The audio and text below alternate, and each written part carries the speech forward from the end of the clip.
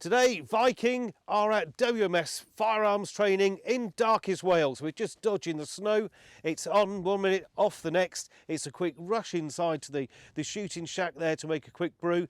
And then as soon as the sun comes out, fair weather shooting, we'll come back out as well. Okay, so we've been doing a lot of work today with Andrew Venables here at WMS using both optics and the option of the Merkel open sights, which they call the eyesight system. So if you want to get down really close, or you have an issue with a mounting system, or your scope is damaged or stolen whilst abroad, you can simply remove that and revert to an open sight. These sights are actually adjustable, so you can tune them to your personal load or the ammunition of choice. By simply one screw will use elevation on the front sight. Another screw will allow you to drift left or right without the use of any further tools or hammers or anything else. So perfect little system there. And again, you can revert back to your Picatinny rail if you want to put a Leupold low-powered scope, a high-powered scope, or even some sort of thermal imaging. Everything is accommodated on this product range.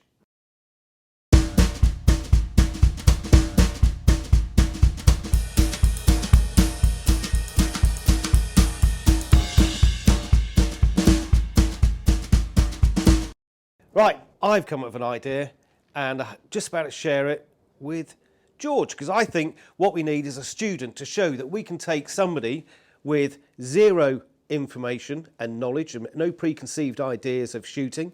We can then hand them over to you, Andrew, for a safety course and introduction, come back a couple of hours later, and what we want to do is get a student to shoot 50 yards, 100 yards, 150 and beyond with basic scope and open sights. So for this exercise, we need a student. Just so happens, here we have a genuine live student. As you can see, he has no worry lines, no concerns of anything other than the price of beer in the student union. He has lovely long hair to keep his incubation of this brain that just keeps swelling like a sponge. It's absorbing information at a great rapid knot. So what we're going to do, George, we're going to take you, because I know you're up for this, we're going to take you, give you to Andrew. He's going to give you some basic training on safety first, because we know you haven't used a firearm. And then what we're going to do is carry out the objective at certain stages. Show that it can be done in a relatively short period of time, and maybe give someone out there who likes the idea but hasn't got the confidence that if you can do it, anybody can. Anyone can. Sounds good. So what we're going to do, do you have a favourite gun that you've seen today as a student? Obviously, it's a bit beyond your budget, but which one would you steal? Probably this one. The Hainel, the real the tradition. That surprises me, actually, being a youngster, that you've gone for something an older person like myself would be naturally drawn to. Something with great figure and lovely characteristics. So that is the goal then. We're going to get you hitting targets 150 yards with this rifle. Okay? Sounds good. Good. If you can't do it by the end of the day, I'll give you a tenner.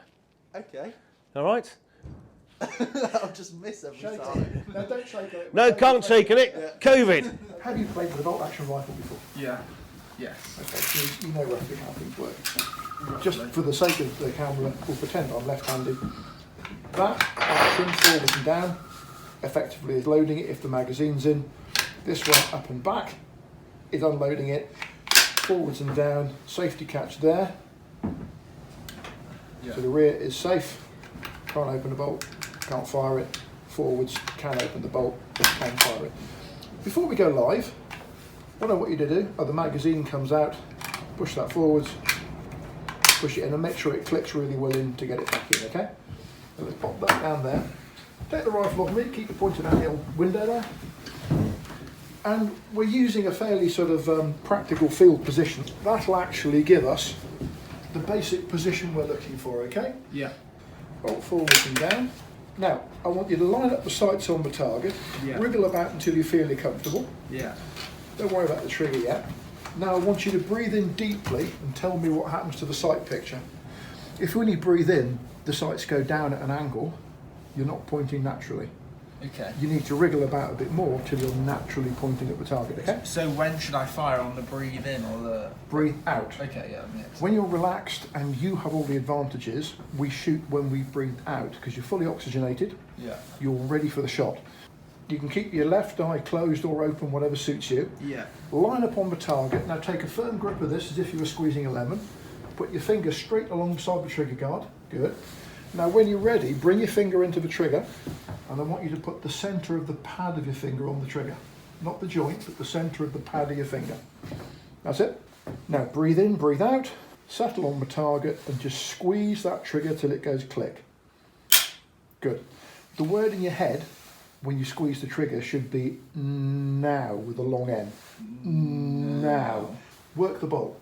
Keep in that position. The only thing that should move when you reload is your right hand. Grab the bolt knob, snap it up, bring it back, push it forwards and down. Now just go through that cycle 2 or 3 times for me. Up, back, forwards and down. Just get it till it feels nice and smooth. That's it. Good. And when you're comfortable, remember that's it. You have the hand in there. That's it. Now when you're ready, bolt forwards and down, and that will load. Just push forwards and down, that's it. Now aim at the plate, as we discussed. Breathe in, breathe out, squeeze the trigger, watch the bullet hit. And stay looking down the sights the whole time. Well, that's very good. Back to the camera, reload, back on the stop. Same thing, breathe in, breathe out. Just hit the plate at 4 o'clock. Right in the middle, reload, forward and down. Now repeat the last shot. Don't rush, breathe in, breathe out, make the shot. That's 3 out of 3, George. You owe me 10 quid. No pressure, George, you're about to win this tenner. Come on. Now don't rush, breathe in, breathe out, settle. Oh, look at that. In the middle again. That's empty. That's 4 out of 4, George. Magazine out. There's a lot of people out there been shooting a long time that couldn't do that. So, Andrew, we're now here. How far up, and the target is right over there. I can just about make out the bit of quarry there. How far away is that? It's 848 metres or 920 yards out to the target. Right. Here we are between snow showers. We've got a blessed moment, even the wind's dropped a bit, but it'll be back by the time we're shooting. The rifle, we're going to have to set it, if we leave it on the 100 metre zero, Yep. and we make the shot over there, the round's going to land about 7.5 to 8 metres low, massively low underneath the target. Okay. Old money, 25 feet, 30 feet, long way. So the scope is going to allow us to make the adjustments. We've worked out we can get 35 minutes of angle of elevation on the scope, at least. And that's what we took from... Yeah, it'll be on the second turn. That's it. We can work. TBR. Programmed, it works it out Yeah. fine. And we're also going to need something like 6 to 10 minutes of angle wind left when it comes back on. I reckon we'll need more. We'll find out. I know your device says it's 15 kilometres now. I think 15 to 25 was what we yeah, I measured. think it's But high. we're only measuring here behind the hill, and actually the wind out there can be completely different. People will stand here with a solution like a wind meter or something. They'll measure the wind here. Actually, it could be 25, 50% faster over by the We target. don't have the luxury of wind flags. No, and you don't when you're hunting. We deliberately don't Yeah. have any wind flags at So all in this all you've got institution. down there is some long grass, a few That's it. bushes, and not a lot really to try and read. So It's a very technical phrase. What we normally apply to this is guessometry. yeah, I like a bit of guesstimation. Absolutely. I think because of the way the quarry is and the rocks there, I think we can look for strike. We'll see And the then- strikes. If you're making a shot like this, even if you were here with a tactical rifle with a tactical scope on it, if take a run of the mill sort of client base we have, if we set up, if we are within about that much elevation at that range, Yep. and if we are within, if we're within 2 foot of elevation of where you want to be, Yep. and we're within 4 to 6 foot of windage of where we want to be, that's a good first shot. Well, we don't have a tactical rifle, we don't have a tactical scope, and we don't have a ninja. What we do have is a hunting rifle a hunting scope, a university student, but a good And guessometry. and a bit of guessometry and a good teacher. So let's see if we can get it all together and see if we can come to some sort of. Let's set it up. Let's get it into practice and let's Brilliant. see what we can do. Come on, let's set it up.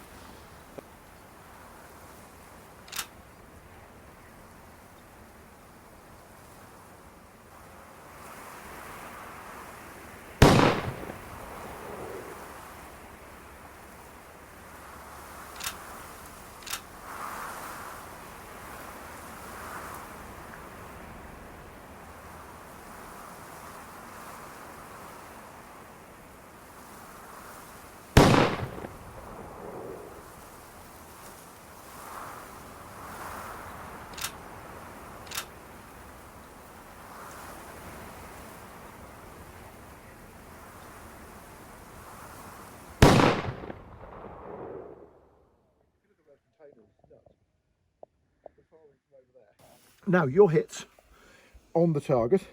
The first one I saw was there. Okay. I thought it hit around the back leg. Actually, Andy noticed that one there. That's a strike there. That's a strike there. And that's a strike there. 6 rounds. You actually fired 6 rounds, and we seem to have got 4 of them on the target. Now, some people would look at around here, around there, and around there, and they go, "Well, that's not too much, is it? That's crap. That's not much of a group, is it?" Well, if you can shoot a 1-inch group at 100 yards, in theory, you can shoot a 2-inch group at 200 and a 3-inch group at 300. This is 920 yards, okay? Now, my hand span is a good trout. My hand span is 9 inches, okay? So actually, if you see this yellow kill zone here, the yellow kill zone is about a foot. It's about 12 inches or 25 centimetres in diameter. If you can put all the rounds in the kill zone on, it's like miraculous at 920 metres, notably with a hunting rifle with hunting ammunition. That would be, you know, if it was all within my hand span, that would be a minute of angle group. There's, you know, people want tactical rifles and match ammunition to do that, really. So if we look at these, okay, you've actually got about a 15-inch group here. Well, if a 9-inch group was 1 MOA, then a 2 MOA group is actually 18 inches. So it's very, and you've got about a 15-inch group. it's about 1.5 MOA, isn't it? Yeah. So considering George is your student for the day, we've gone from someone that hasn't fired to working up through open sights into a 6-power. That's it. But a Leupold with CDS dials. That's the big thing. 6, we had the tactical dials. We Yeah, could the dial it. CDS, custom dial system, We which is ran out of wind, which is on all Leupolds Yeah. now. Yeah. So it just shows what you can do with the right student, the right trainer, and obviously the correct product. So I'm really impressed with everything we've trialled here in the last few hours. Gun stretching on targets is fun because the next time George is behind a rifle and maybe he's got the venison in front of him, maybe he's got a deer in front of him. If you can remember messing about on targets and having success at crazy ranges with your hunting gear, it doesn't half make a 90-yard or 180-yard deer seem more straightforward, and your confidence is there. Yeah. Play on targets, be serious on live quarry. Never shoot at a live animal to see if you can hit it. Shoot targets to see if you can hit them. When you know you can hit at certain ranges, go hunting at those ranges. Right, that's it for this episode. Thank you ever so much for watching. If you enjoyed what you watched, like and subscribe. Come and see us again.